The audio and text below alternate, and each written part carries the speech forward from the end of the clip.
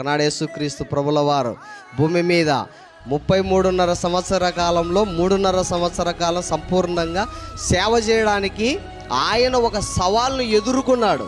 ఏంటా సవాల్ అని అంటే, ఎంతమంది యేసుక్రీస్తు ప్రభుల వారిని ఎదిరించినా, ఎంతోమంది యేసుక్రీస్తు ప్రభుల వారి బోధన తప్పుపట్టినా, ఎంతోమంది యేసుక్రీస్తు ప్రభుల వారిని నిందించిన, తప్పుడు వ్యక్తిగా చూపించాలని చిత్రీకరించిన, ఆయన మాత్రం ఆ సవాళ్ళన్నింటినీ ఎదుర్కొంటూనే ముందుకెళ్ళాడు. ప్రేమైన దేవుని వర్లారా, ఆయన అసలైనటువంటి ఆయుధం ఏంటంటే పరిశుద్ధతే ఆయన ఆయుధం. ఎదుటి వ్యక్తి నింద మోపాలి అని అంటే ఆస్కారము లేనిదిగా పరిశుద్ధత ఆయనలో ఉంది.